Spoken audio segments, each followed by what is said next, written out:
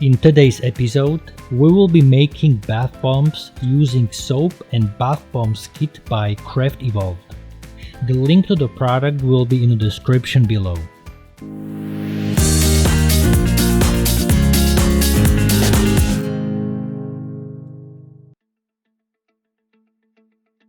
What you see laid out on my table right now is the soap and bath bombs kit by Craft Evolved.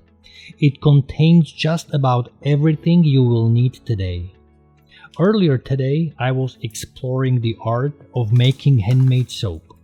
That's why you see the blue silicone mold with a bunch of soaps in the background. For the bath bombs mixture, we will be using 4 main ingredients. The order of the ingredients is not important, the amount is. The first ingredient we will be using is citric acid.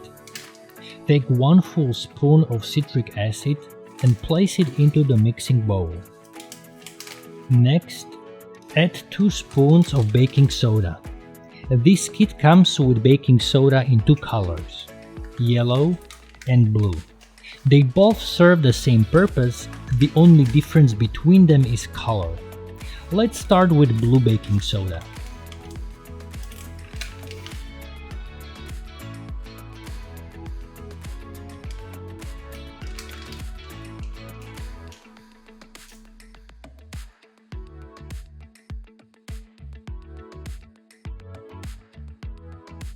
Then add 1 full spoon of bath salt.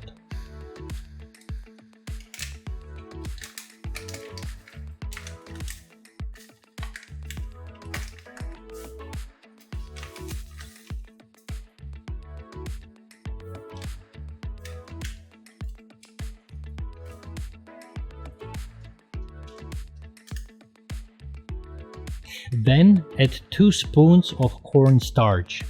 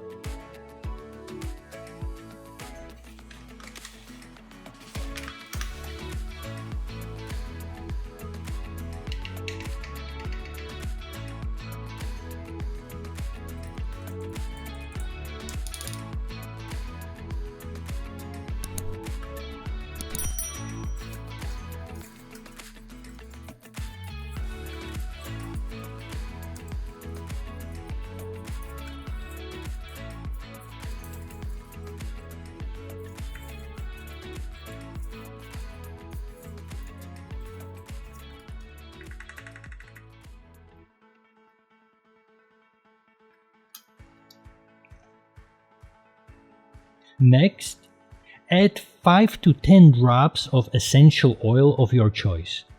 The kit comes with 5 different essential oils, so plenty to choose from.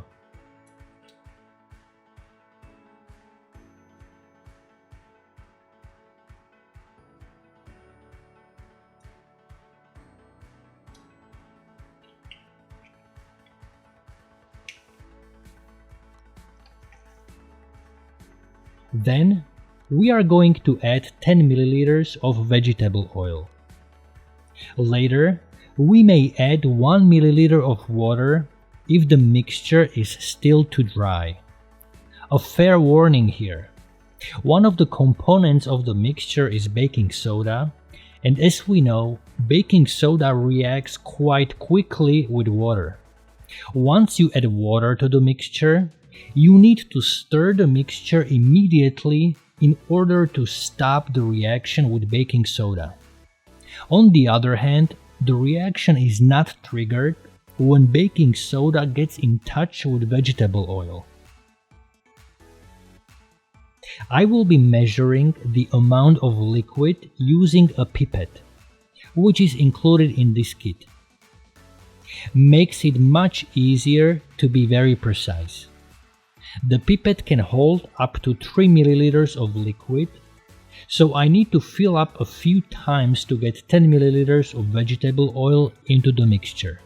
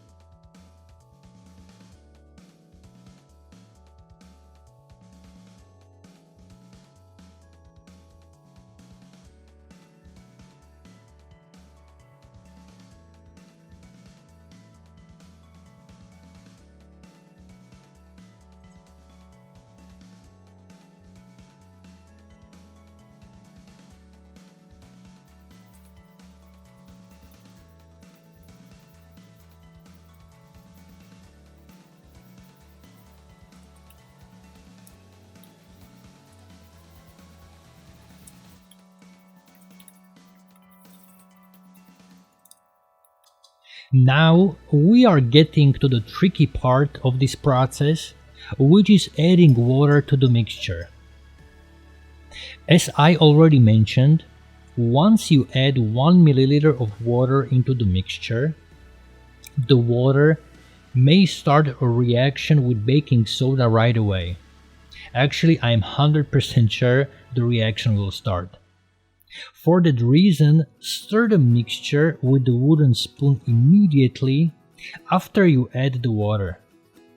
The wooden spoon is part of the bundle as well. Keep stirring the mixture until the mixture will have a consistent amount of moisture. That will allow the mixture to be used with molds and keep its shape when taking the bath bomb out of the mold. If the mixture is too dry, the bath bomb will behave like sand when you try to take it out of the mold, which means it will collapse in your hand. However, if the mixture is too wet, it will trigger off the baking soda. So what should you do? I think this is the place where experience comes in. You have to try and see. Trial and error is the only way how to get this process right.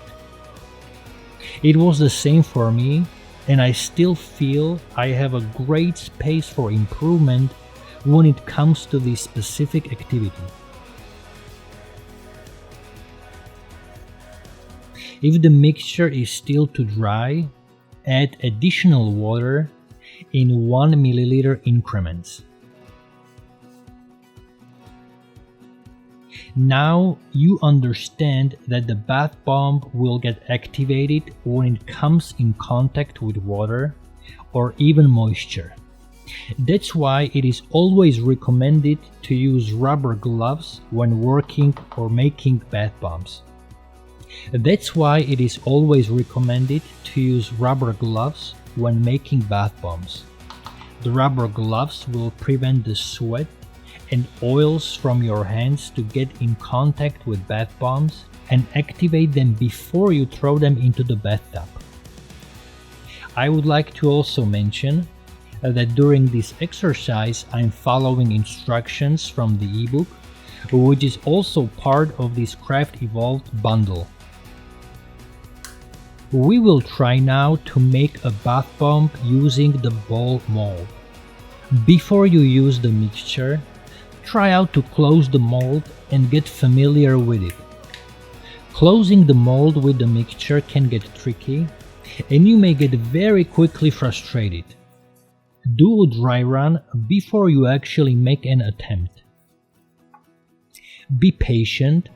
It may take a few attempts to close the ball mold properly for the first time. Just keep trying till you get it right. Don't be afraid to press the mold tightly in order to close it. Pack each half of the plastic bath bomb mold with the mixture so they overflow. Then press the mold halves together firmly. Both sides of the mold need to overflow a bit with the mixture in order to be able to form a ball which will be able to hold its shape. Usually the ball bath bomb breaks when you don't put in enough mixture. Once you close the mold, you need to wait for about 30 minutes before opening it. And while you are waiting for those long 30 minutes, please hit that like button to support our channel.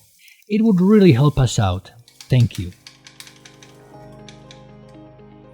We still have plenty of material to make an additional bath bomb mixture, so let's continue making more bath bombs. Repeat the same process, but this time use yellow baking soda. I am placing the yellow baking soda into the same bowl where I had the blue baking soda before. From the color theory we know, when you mix blue and yellow, you will get green color.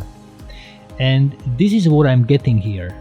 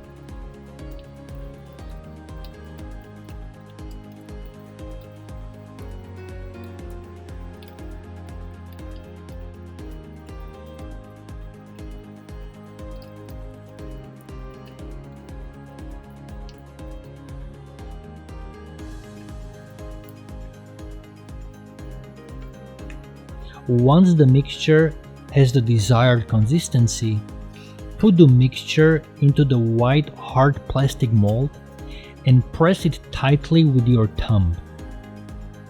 Let it rest for about 15 minutes.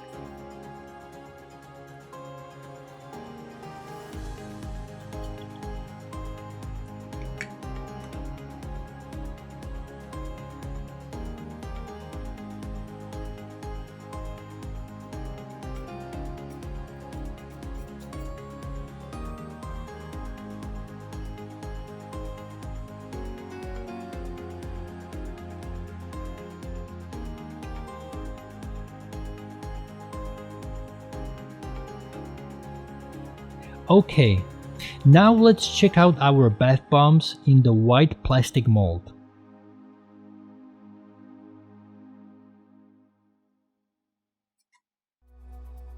Tap the back of the mold gently to take the bath bombs out of the mold. If the bath bomb breaks when you try to take it out, that most likely means the mixture needs additional moisture and you have to repeat the process again.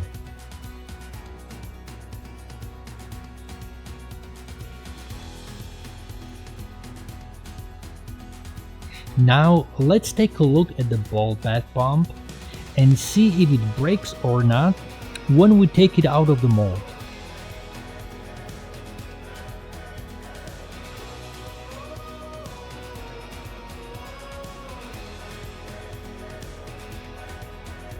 Luckily for us, the bath bomb does not collapse, which means the bath bomb mixture had the right consistency. As we can see here, the bath bomb from the white plastic mold is much easier to make, even with a smaller amount of moisture compared to the ball bath bomb. Perhaps you have some questions and can't find the answers. In that case, please post your questions, comments, suggestions, or even concerns in the comment section below this video. I will try to get back to you as soon as I can. If you find this video helpful, please give it a like. It helps the YouTube algorithm, which in return will motivate me to create more videos like this one in the future. Thank you for watching, and I will see you in my next video.